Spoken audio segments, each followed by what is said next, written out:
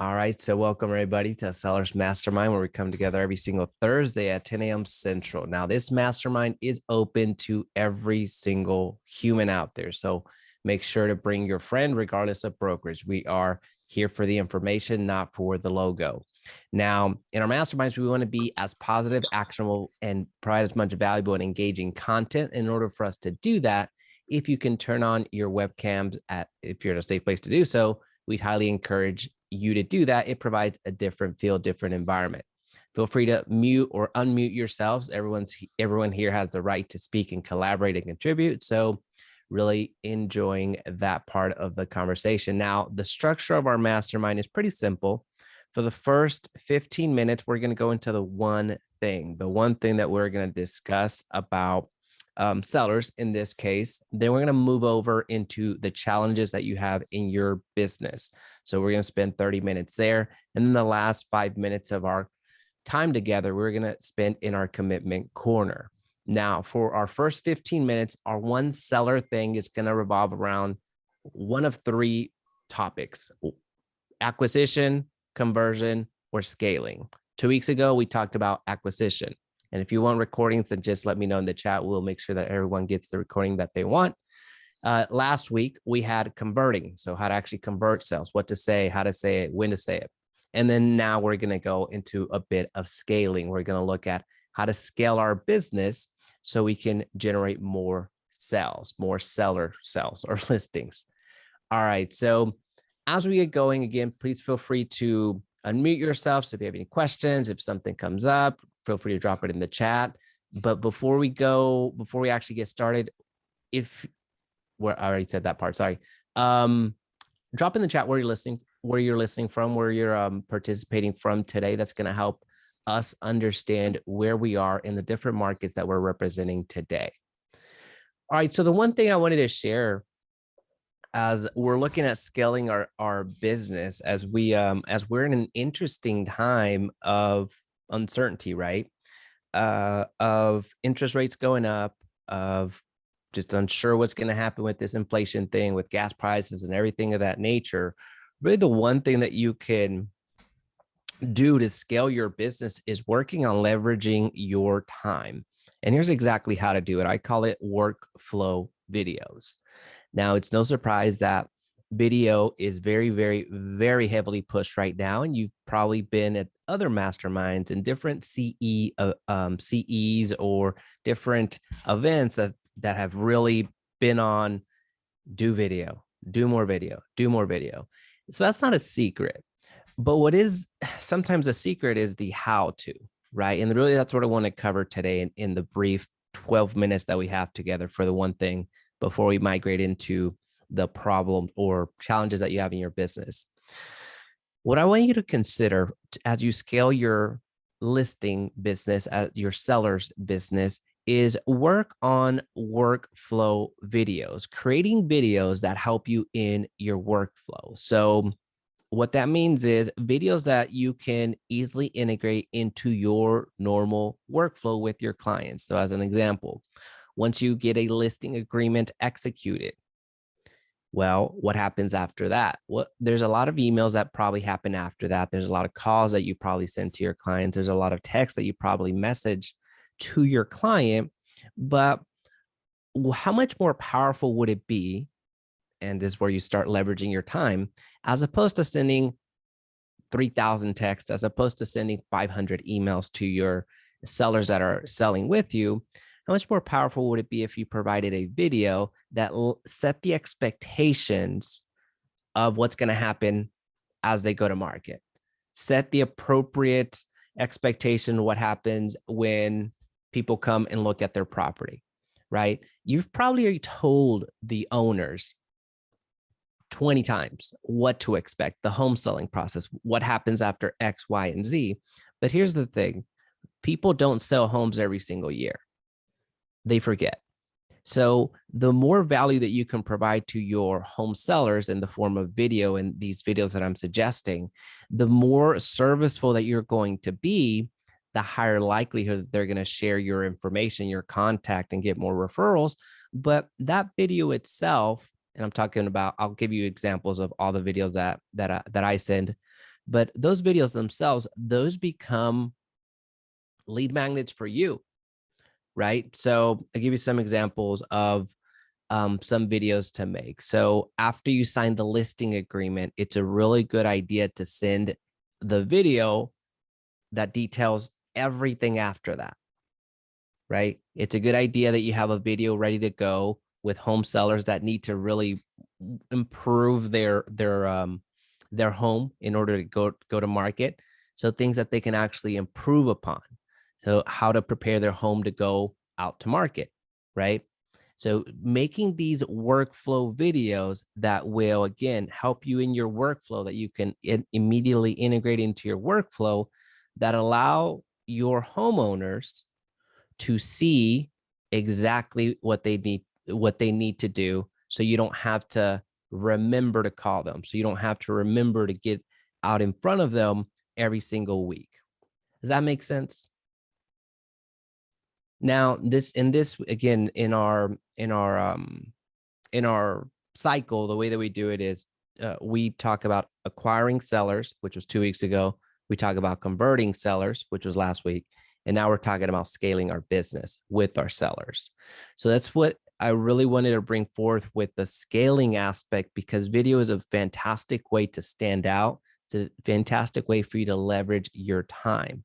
So I'll actually, as we get going into our one thing, I'll go and pull from my files the videos that I suggest doing for your workflow videos from the listing side, because again, it's going to help you from leveraging your time, and it's going to help you generate business. So the videos that you create, not only are you able to send to your clients, whether that's by email, whether that's in your email marketing, whether that is by text, but you're also able to have those videos be hosted on platforms such as YouTube, where other people have the same questions. Other people have the same inquiries. So as they start seeing your content, there's a higher likelihood that they may not be represented by somebody. They're just doing their research and they reach out to you directly. Does that make sense? So really on that one, unless there's a specific question, there's not much I can go into outside of that, unless there's a specific question about the workflow videos. But with that being said, let's hop over to our challenges. So challenges with sellers in your business. What challenges do you have in your business? If we can keep it to sellers or listings, that'd be great. But if you have a question about buyers, that's okay too. Just know that on Tuesdays, we have our buyer masterminds. On Thursdays, we have our seller mastermind. So the one thing that everyone's free to present a challenge that they have in their business. The one thing that I ask is that we don't hog up the mic and ramble on with the question that might not even have an answer. So if you have a question, if you have a challenge that you'd like to bring forth to everyone so we can work on it as a community, that would be appropriate here. What challenges do you have on your seller's business, on your listing business?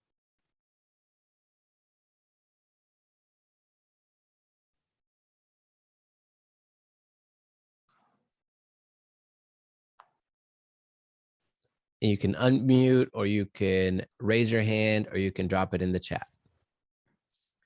For me right now, it's working with cold leads, like trying to break through to them to get the conversation started. Where are you getting these cold leads from, or how are you getting in front of these cold leads? They've been internet leads, like Facebook leads and old Facebook leads, and just trying to find a fresh way to get at them. Gotcha. The one thing I would kind of follow up with that is, what were they promised to begin with? So were they promised anything? Usually like CMAs, like kind of market reports. So they've all gotten those over time, or been on drips with regular market reports, but it's, and I'll call, I'll text, I'll do my follow-up cycles. It's just trying to find a better value add, I guess. Right. Right.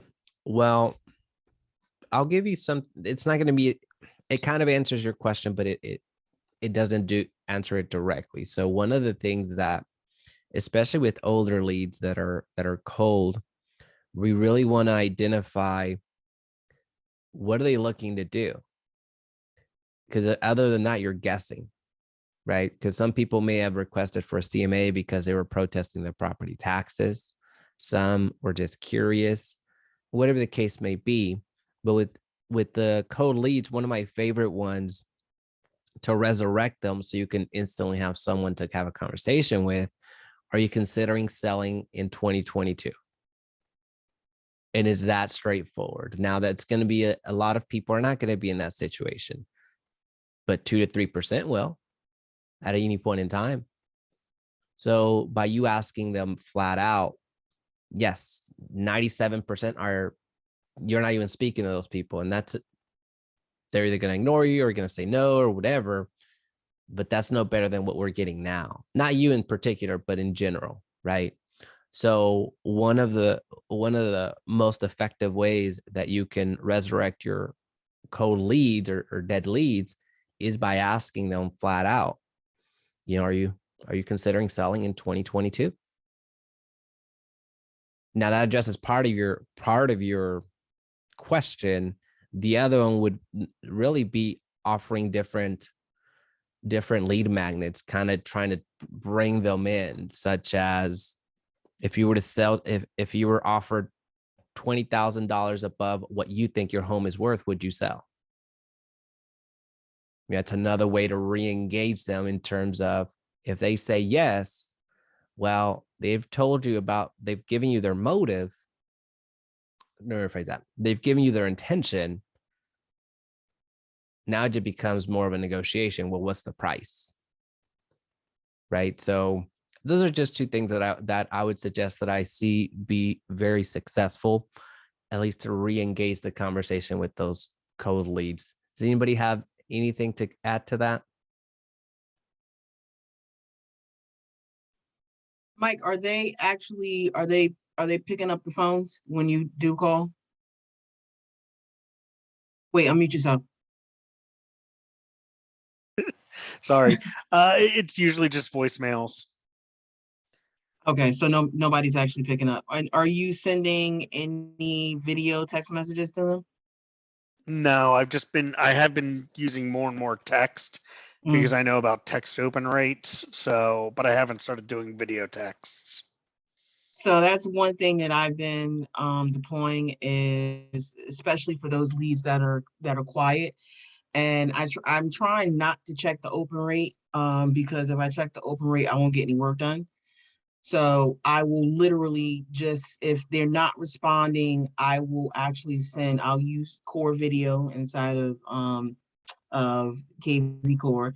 If that's not working, then I'll just do a 30-second from my phone and send a text message from my phone.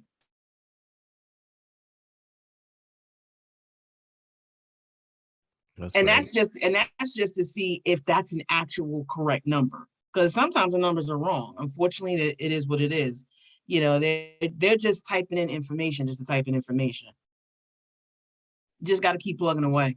Yeah, no, I have been verified, so I usually cross-check all my lead data when it comes in from Facebook to try to fill in gaps the best I can. So, well, KV Core has the actual, when you see the shield, it validates right when they come in as a lead. So if you're paying for that service, just know that it's done in KV Core, just as a heads up. Okay, thank you.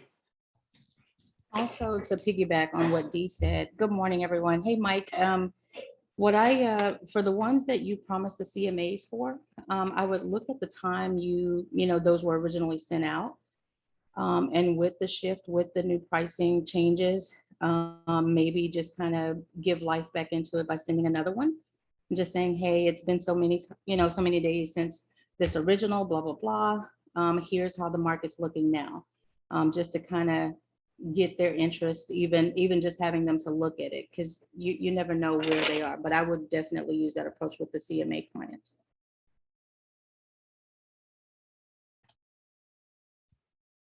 Great. That is Thank you. definitely great. That's an absolute great idea to go back to those old leads, especially the CMA ones, and give them a new CMA or a new market report.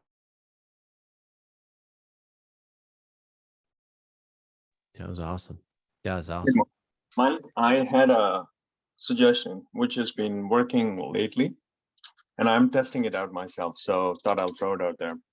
One thing is about CMA, which is absolutely valid because sellers would want to know the value of their homes before they want to go to the market. The second aspect is I am trying to pitch that I have a set of buyers in my pocket who are looking for properties like theirs, which just piques their curiosity instead of, okay, already, this guy is just, because people think that Zillow and Redfin give them the values. So you are doing a much more thorough assessment of their property, but that does not come across that way because people, especially this day and age, are bombarded with information, right? And then your CMA would also go and sit in the inbox. And what kind of separates it is kind of starting with, I just try to have catchy subject lines first so that the open rates, number one, there are like 3 steps that I do. Number one is kind of make the subject line catchy.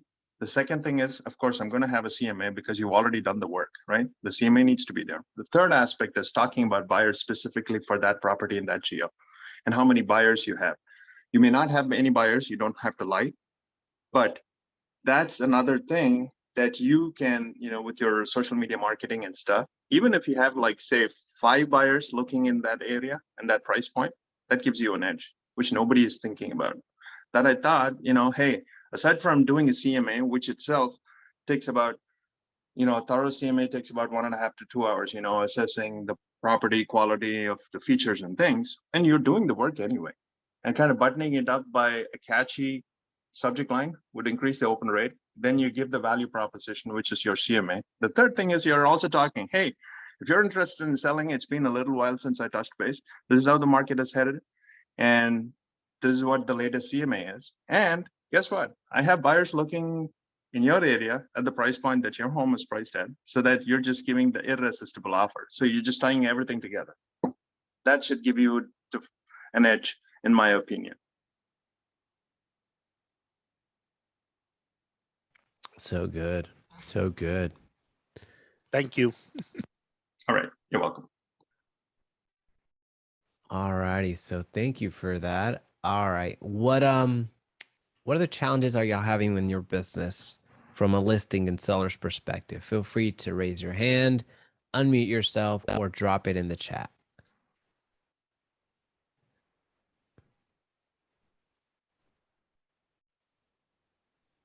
Is anyone getting any, are you noticing price reductions? And I know this is on us as agents to make sure that in the initial consultation that you explain the reason for having to price it correctly.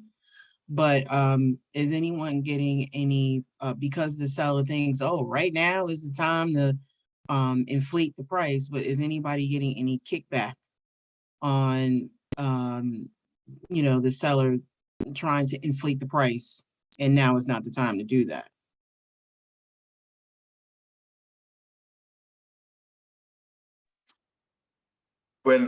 Dee, can I answer? And so I thought that Kim was going to answer, so that's why. But yeah, so this is what it is, right? Market has been changing so drastically that things are falling off the cliff in my neck of the woods, at least, especially properties which are bread and butter homes and a little higher.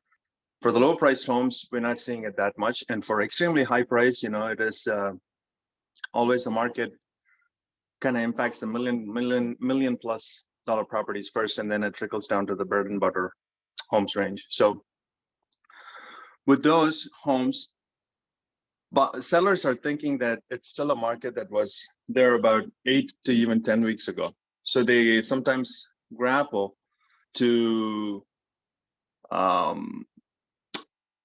come to consensus with the price that you're recommending based on the data. You are not interpreting, the market of course is telling you, right? But then when the sellers are so adamant enough, then it has come to the point of whether we take the listing or then kind of take a listing that's extremely overpriced for it to age to perfection and die and decay, right? So that being said, it's their home and you are going based on the data that the comparables and sold homes in the neighborhood are indicating to you. So you just pitch it that way and you get consensus, hey, we don't want the home. So I understand that you want to price it there. But what happens is if you're pricing it a tier above than your competition, especially when more homes are coming on the market, what will happen is the buyers who are picky buyers, especially in this market, where interest rates are going up, the whole spiel about inflation, etc., keeping it short, kind of working in their best interest, saying that if you price your home a tier or two above than what your competition is indicating, buyers at that price are looking at nicer homes. So it is going to be indicative of two things are going to indicate. Either you're going to get less showings or people will come and not make offers on your property. So those are the two indicators. So if that is happening, assuming that the seller and you don't want to let go of the listing and you want to list it at a higher price, if you just get consensus with the sellers that you will sit down within a week or week and a half max to kind of readjust the price so that it's going to work in the seller's favor, that I found that sellers are amenable. We had to let go of 2 listings because they were adamant and then not willing to come down on budget. And then we were like thinking, it's good to get a listing, but if the seller is so adamant and they were like, kind of having this attitude, hey, I know how to sell a home, you guys are, it's a whole different ballgame. But, to answer your question specifically, prices are dropping, more inventory on the market. How do you just make sure that the sellers understand is to just give them the data and kind of get them their consensus after explaining that if they're priced a tier or 2 above, then their competition buyers are going to look at their home, either not make offers or they're not going to get the showing, so that you just have provided proof to support your theory. And then within a week or a week and a half, you get their agreement to come to the table and readjust the price based on what the market is telling. Again, it's not about you at all throughout the entire conversation. It's about what the market is saying, so that you just bail yourself and are doing justice to the sellers, if that makes sense. I like it. Betty. Good morning, guys. Yes, so I wanted to ask Ravi what he just said, that he had to drop 2 sellers because they wouldn't budge on the price. So my question, I guess, were they real sellers? Were they motivated? Did they really have to move? Great question, Betty. If the sellers are super motivated, they will just listen, be willing to listen. If they're like, hey, we just need our price, then that in itself is an indicator that they're not super motivated. Well, the reason I'm trying, but do you know for a fact that they had to move, or you didn't know that? No, I just asked the question. They did not have to move. They were like trying to leverage the market with the way the interest rates are going to increase more. Yeah, that's what it is, right? It all ties to seller motivation. It's a great question and a great point to remember. If there's no motivation, they're going to dilly-dally and then they're going to be time wasters, whether it's sellers or buyers. Right. So because just like buyers, I know buyers can, make you waste time showing them houses and they're not very sure. I guess some sellers too, like this is just me thinking, right? If they don't want to come down on the price, then the market will let them know if they receive offers or not that they are overpriced. So I guess, because I was thinking like yourself, like if I had to deal with somebody that does not want to budge on the price, but I know for a fact that they will have to move, I will explain. And at the end of the day, kind of like, it's your choice. And then kind of like, this is what someone also told me, like, if within 2 weeks, we don't see this, then this should happen, kind of like that, rather than tell them no. Yeah, I don't know if that would work or not. So instead of, let's say, like explain, within 7 days, we should see this amount of people coming through your house. And if we don't see this amount of people, then you're overpriced. So once they see that they don't see that many people coming through their house, then it validates what you're saying. Or you said, if we see this many, then we might be on the ballpark. If by 2 weeks we don't have any offers, then kind of like that's another touch point. And then, because if they do have to move, then if they don't want to listen to you, then they have to listen to the market. And by you saying it beforehand, then it validates what you just said, and then they might listen to you at that time. I don't know if that makes sense. If that, Yeah, it does. However, we used to see that every open house that we just don't conduct open house. We just rename it as a launch event. And for every launch event that we have, Saturday and Sunday for 2 hours per day, we used to have at least 30 to 40 parties coming. It's like, that's what the market was. Yeah.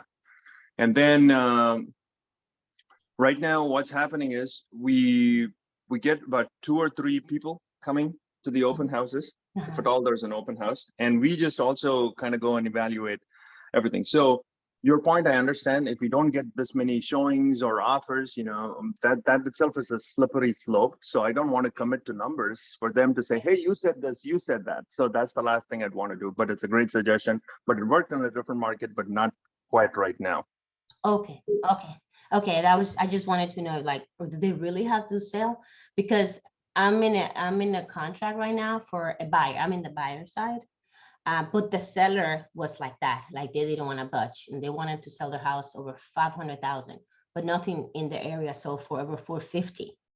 And the first deal didn't go through. I don't know what happened there. I'm assuming it has something to do with the price. But then when we came through, then she had to realize that was it. It came at 450 actually. And my buyers were willing to pay 10,000 above appraisal value, and the deal is happening, but it's not near where she wanted it. So okay, that was it. Okay. Yeah. Thank you. Thank you. Yeah, it all ties to the seller motivation. But she had to move because she's moving up north. Okay. Yeah, that's important. But there are sellers who just don't have to move, but want to leverage the market. It's kind of like you just ask all these questions to qualify the sellers. And based on that, you just pitch in your proposition, because it's a problem solving skill, right? That we all have. Right. So I asked the agent. I asked the agent. I was like, does she have to move? And you as an agent, and me as an agent, you need to know if your seller had to move. You don't have to tell me. And I was like, but if you want to close this deal, my buyers are ready to buy. And they have to move because they're in the military and they're coming from South Korea. So if you want to close on this deal, do let me know. So she saw I was serious, and she's like, yeah, she has to move. And that's what happened. So it's like, mine has to move and yours have to move. So let's have, you want to close it, or you just want to let this sit on the market? She's going to go with another agent anyway, because she has to move. So that's how we did it, or doing it. Boom, dropping the hammer. I like it. All right. All righty. So what's another challenge out there? Well, I mean, I was actually gonna say that if it's an overpriced listing, I had another agent say, listen, don't not take it, but if you're gonna take the overpriced listing, just have them sign like something stating, okay, if it doesn't sell in so many days, you agree to reduce the price. So at least, look, I told you so. Here it is on paper, you signed it, but you still get the listing. And hadn't heard that. Yeah, no, I like where Dee's coming from, but again, it all goes to vetting your seller, right? When you have true expectations in place for not just your seller, but for yourself, because remember, you're using your marketing money to advertise this property, right? So you're not wanting to put your money in a bucket with holes in it. And if you come across sellers that do not have realistic expectations, and you've not been able to properly educate them. And guys, I know, I don't know, we have no respect for brokerage here. So, but if you have a group or a sphere of other agents that you feel very confident with, I would even suggest maybe putting a team together when you go into your listing presentation, okay? Because it only validates you. It only supports the numbers that you're providing. And when you can have that coming from, have a soft broker open house only where you're getting the feedback from other listing agents. Of course, you want to do that once you have the listing agreement signed, because you don't want other agents picking your listing. But again, if you've got an unrealistic buyer and you really want to utilize or have that listing, you would definitely do just a soft broker open house where you're engaging and adding or bringing in other agents to give an evaluation for the listing along with feedback. It will definitely help you, and it makes you look like the true powerhouse that you are. Just food for thought. Kim, Yes, ma'am. yes, how would you say that? How would you present that to the seller? Like what you just said, like, let me do a soft launch, Yes. to get feedback from the other agents. So I'm only going to present that option, Betty, if it's a listing in an area that I really want to secure, but I've got an unrealistic seller. If they're not really looking to move on those numbers, right? If they're wanting to be 20 to 30,000, just an unrealistic ask, right? Now I need to engage them so that they can see it from the eyes of other professionals in that area. And so I would tell them, hey, listen, I'm open for it. I'm here to make the money. I'm here, but I don't want to take the listing just to take a listing. I am here to move this property. I'm here to get you to the next step of what it is that you're trying to do. And in order to do that, here's the evaluation. This is where I think you should be. But if you don't want to do that, I'm willing to bring other agents in and allow them to evaluate your property. And it costs you absolutely nothing. right, At the would end of the day, would we you wanna have sell it. that? Would you have them present during the brokerage open house? If you vetted them over the phone and they've given you that kind of vibe, absolutely. Okay, thank you. Mhm. Hey, Jaime, staying true to the topic of discussion for this thing, for scaling, I'd like to specifically ask about what other agents are doing to scale their business to be the value source in the eyes of the sellers. So if I can just ask that question, I know that we're talking about challenges, but I'd like for us to answer that as well, especially in this market when the market is changing. Yeah, that's a great question. What are y'all thinking?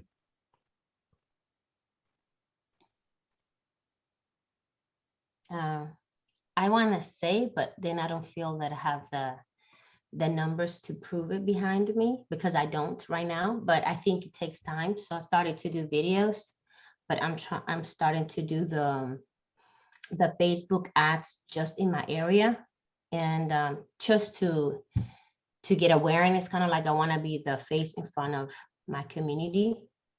And so I'm trying to do 2 to 3 videos per week. I haven't done that many. I've done almost just like 10, I believe, right now. And been doing it for a month and a half. And I believe that's gonna work. Truly, truly in my heart, I do believe it. I just know that it will take at least 6 to 9 months so I can see the results. And now that the market is shifting, I believe a lot of agents are it's going to squeeze a lot of agents out. So the ones that would stand the time and ride this ride will come out on the other side stronger. For sure. For sure. So that's my strategy. Hey, Ravi, one thing that I'm doing right now, I'm actually spending a little time with lenders that I've got in a pool that I've worked with over the past, just to come up with ideas to incentivize the listing, especially if I'm looking to take listing appointments where other properties are already sitting, just to make certain that I can do a value add. So that, along with just having a clear understanding of what the rates look like for buyers.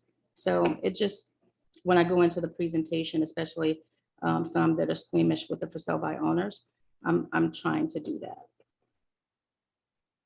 Right, and my it's a great suggestion, Kim. So, however, to clarify, my question is specifically, for example, if you want to scale your business, it's not like going into one seller and convincing, hey, what is that I can do to sell your home, right?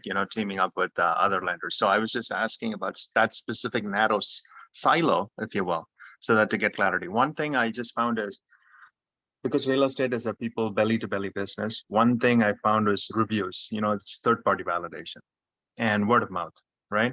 So that's something that I could be doing better, because there's only so much you can do, about 7 or 8 times to just gently nudge, poke, and push people to write reviews or just provide a video testimonial. But there's a point at which you will have to let go, not being an annoying pest. Every time you just pick up the conversation, and after all the questions, there's only so much you can do, and ultimately you want to get a review. You just be respectfully, done. And right now I think I can. No, I believe I can get about 35 more reviews. All these people who've just done, and at least I've gotten a good representation. It's third party validation. That's what I'm looking at. But tying it back to scaling, because it's word of mouth marketing. How good a job you did, and not only like people don't think about real estate or their homes, especially when they talk, right? How do you position yourself so that you are in the center of their thinking, especially when somebody brings up a conversation about homes, renting or buying or selling? And much more than that, how do you get third party validation? One thing, again, going back, is reviews kind of matter, but how do you position yourself as the trustworthy real estate agent? I was looking for specific insights in that form, so that we can just scale our business, staying true to the motivation of this particular call. What I would do in your, because you get a lot of reviews already, Ravi. So for me to hear that there's 35 out there pending, that's astronomical. So kudos to you. What I would look to do is, with all the glowing recommendations that you get already, because I've seen a bunch of them because I've been on your website, I would do retargeting ads, just running those reviews based off of people that have visited your website. Because you got a lot of people that are vouching for you already. So this is a way that they stay in the Ravi ecosystem forever and for always. And it doesn't need to be that expensive. You can run it for 3 to 4 days at the beginning of the month. The 4th, the 5th, the 6th is typically when I run my reviews. That way it doesn't become a perpetual, like there's a huge expense. So by you retargeting those people that visit your website, engage with your pages, doing all that fun stuff, you can do this pretty much any platform out there will allow you to do it. So that's something I would, as your question was about scaling, that's a very, very simple way for you to scale and be omnipresent, leveraging what you've already built. Does that make sense? Yeah, it does. Yeah. So let me look into the retargeting aspect. Yeah, I've got my work cut out for the week. Let me do that. Once. Yeah. No, go ahead. Well, Ravi, I was also going to say, are any of you, and this is for any of you, are any of you guys doing any client appreciation activities?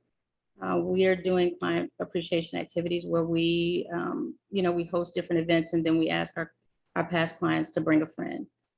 So we do painting with a twist, we do cookie baking, we do wreath design. We have a young lady, we rent out a little place and she brings all of the material. We of course pay for their Christmas wreath because that's what it is. So it's drinks and then you actually sit, but they bring a friend. And so we're able to pick up clients that way. So client appreciation, just small parties, making them intimate events where you can actually have personal conversations, not where you're having grand events and everybody's there, but like giveaways, stuff like that. But we're doing that and we found a return on that. We've done that for the past 3 to 4 years and it works.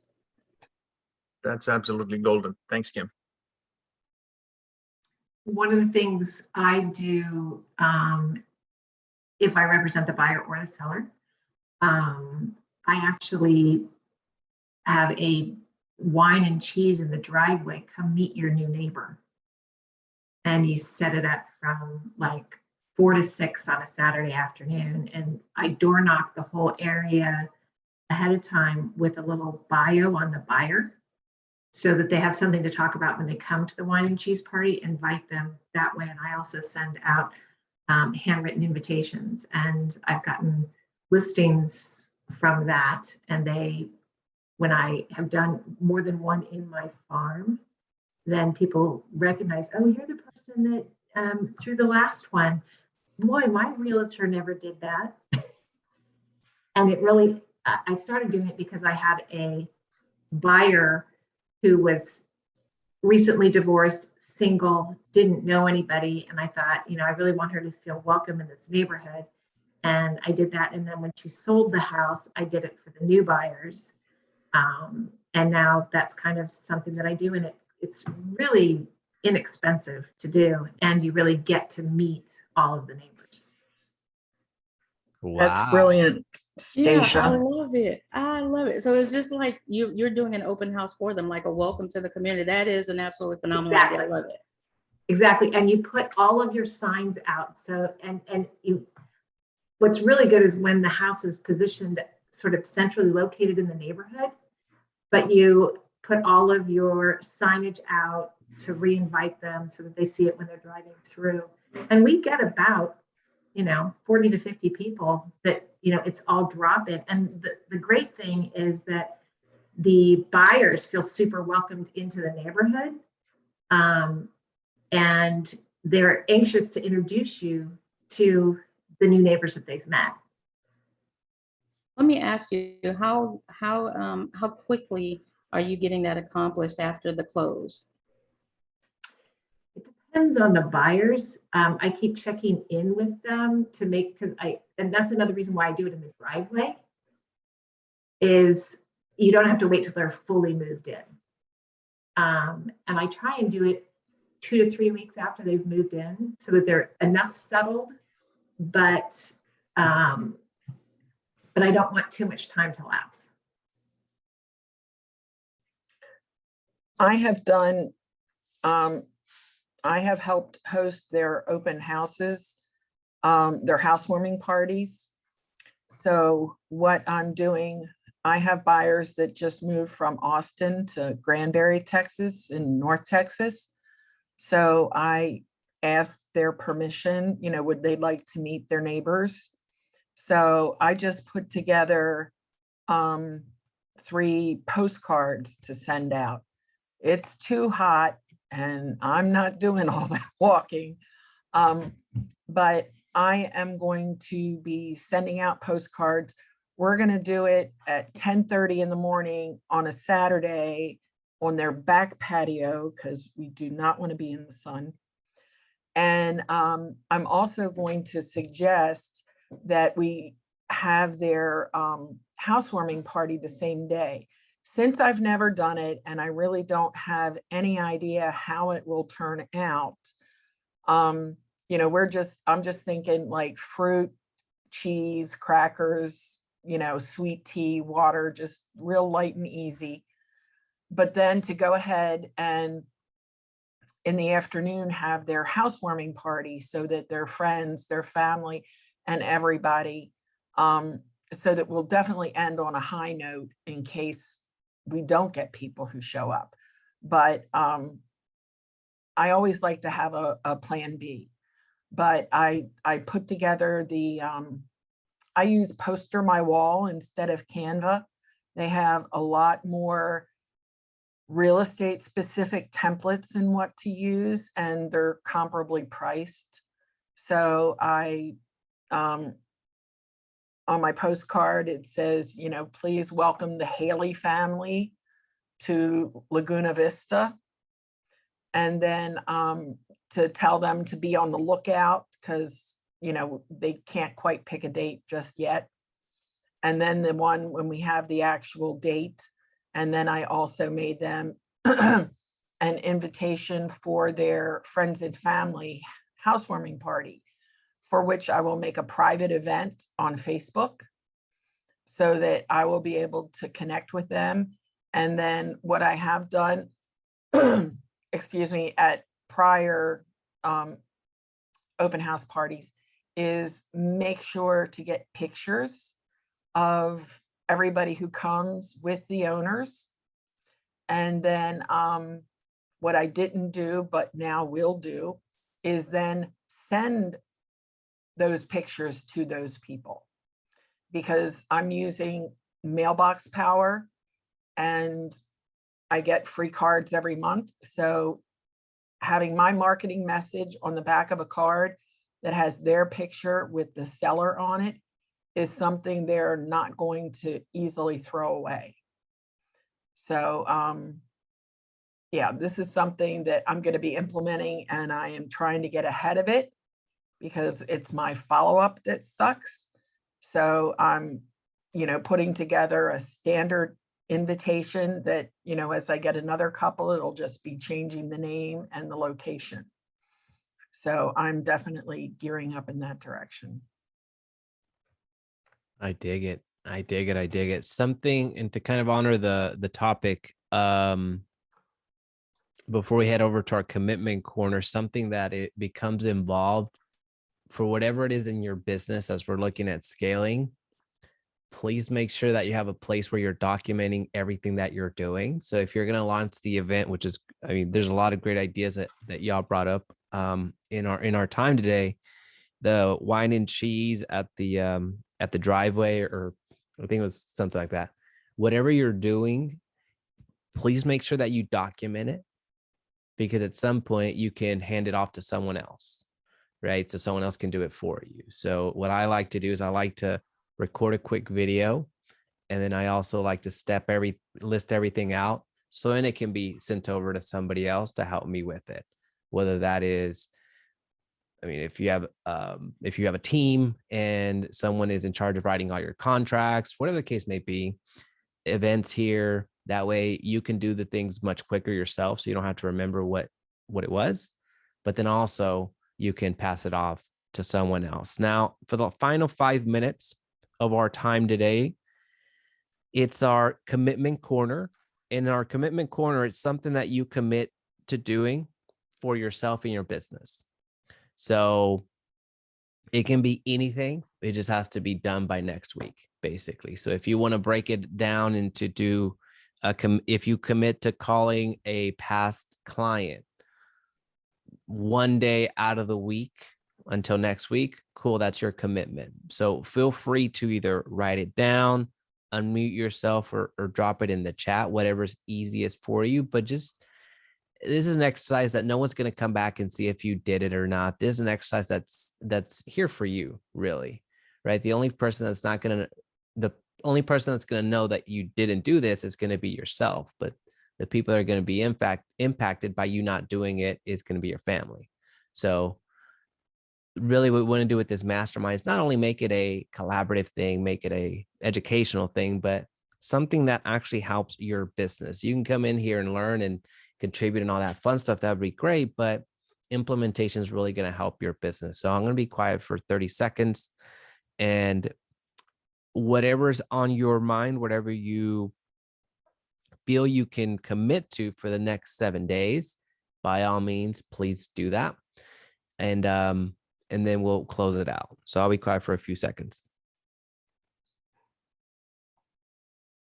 So me personally, I'm kind of focusing on more hyper local information on YouTube.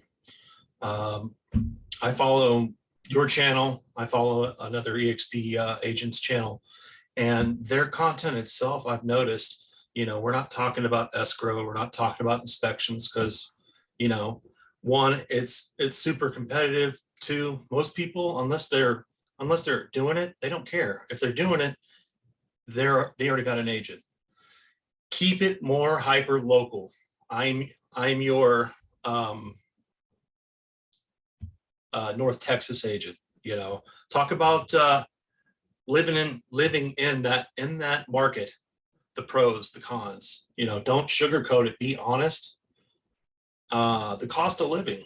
What's gas looking like? Utilities. Is there any other special taxes, anything like that applies to your area that might not necessarily apply somewhere else? I had found out through this other channel, down there in Texas, the mud tax or something like that he was talking about.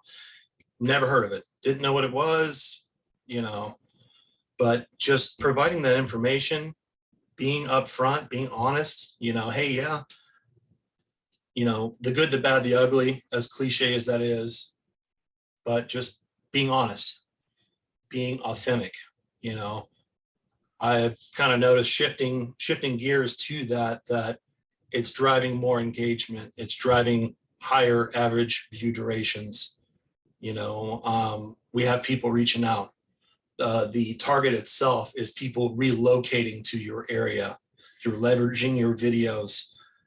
This isn't really costing you any money, just a little bit of your time. You can, like you said, hire, if you're not good at editing, hire that out. You can go to Fiverr. I have my thumbnails done through Fiverr, $5, $10 a thumbnail. It's, in my mind, there's got to be, a better leverage of your time. In this day and age, you can only make so many phone calls. You can only mail so many letters. I mean, yes, that is a part of the business, but this is evergreen content. Focus on creating evergreen content. That content is working for you every day, all day. Down the road, once you've kind of built your audience, you can get monetized, all that. That's not the goal, but if you get it, hey, that's gravy. And just start focusing on stuff about your market that other people don't. Give them that information. Let them know, hey, yeah, down here, downtown, really nice views, but yeah, we do have a bit of an issue with the homeless. Just be brutally honest. Just give them that value. Don't sell them bullshit. Just be honest. I'm starting to notice the gains. It's still early, but That's awesome. Got another YouTuber in here. I like it. I like it. Betty, and then is it Deja? All right. Y'all two can close this out. Betty, what's up? No, I have a question for you that might probably benefit everyone since we're talking about the videos. So I want to try to use the structure that you provided to us through Notion, but I tried yesterday because that's what I'm committing to do these next 7 days. How to learn how to use that and then do some videos. Okay. In the format that you've already provided. There's no need to reinvent the wheel. It's just that when I went there, I didn't see it. So I don't know do I have to make an account on my own and then use your stuff? Yeah, you'll need to create a Notion account first, which is free, and then you can have my And then when I have my account, I go through your link, and then I will be able to access what you already have. It'll just open up. It'll just open up right away. Okay. Yeah. Because I was gonna look at the video, but then I had to leave because it was 43 minutes, I think, and I was like, oh my God, I don't know which part he's gonna tell me this, and I needed to leave to go and get my son. No Let me worries. see. Maybe he can answer it right now. Okay, so I can watch the video now and know that it's there. The answer is there. So okay. Yeah. Okay, thank you. Because that's my commitment for these 7 days. I'm gonna do I like it. I like it. All right. So Deja. Yeah, I was just gonna say I agree with James because I've been doing YouTube for like literally only a month, and I already got someone from Georgia contacted me saying that like they liked what I had to say about Connecticut and they want to move and they want me to be their realtor. Now they're actually from Connecticut, but because I made a video of why you should move to Connecticut, everything that they already knew lined up. And James, who is my marketing coach, he's like, entertain before you educate. So I kind of do a little bit back and forth. So what I do is I go to like local restaurants, coffee shops, yada, yada, yada. And I'll do YouTube videos showing them that's one of my favorite places. And then I'll also clip it up and put it on Instagram and do a reel. And then they'll share in their story. So even more people will see the content. And then even, I think last week I went to like a vegan food truck. And I always ask if they're fine with me filming. And then they ask what I'm filming for. And then I share my channel. And I always say, oh, can you share it? Can you do this? And it's like, of course. Like, and even this past week, I did a coffee shop. And there's like, if you ever want to film more, do whatever, you just let us know. We support you, stuff like that. So I agree. Just be honest and always, entertain and educate. But right now I'm in both, but it's working out for me. And I've literally been doing it for like 4 weeks. So. Boom. Congratulations. Roby, we have 10 seconds. So I'm gonna go against my final word there and allow you the last 10 seconds. Amy, you're a giver. So I have to Thank give back. you. I have to give back. Fastest way to make money is making outbound calls. Second fastest way, call the top listing agent in your area and say you're going to do an open house for them without any of your branding. That's how I made last year about $150,000 in 1 month. Wow. That's Wow. it. Everything Ooh. else is delayed by 18 months. Good stuff. So You heard it here first. whatever you do, social media, email, text, 18 months before you get paid. You want tomorrow, 30 days, call the top listing agent because all the traffic is going there anyway. You want to be by a riverside with a bucket. You want to be the only person with cold water in the middle of a desert. Bobby, I didn't understand what you said at the beginning. You said to do a non-branding open house. Yes. How did you get the benefit? I didn't get how you got the benefit after You that. call the top listing agent in your area. Yeah, I in got your that. area and say, I want to do your open house for you Monday through Friday without any of my branding. Mhm. I'm going to promote you, but I want the open house. But do you get the leads that come through it? Exactly. You're doing Okay. the open house. They don't want an assistant for an open house. They want you because you're to the top listing agent. You're the time waster. But what you're doing is creating value instantly. Instantly. Boom. All right. So I'm gonna have to cut us off because we got to go. Thank you, Hayden. Bye-bye. Roby, come back next week because we want to hear some more on that.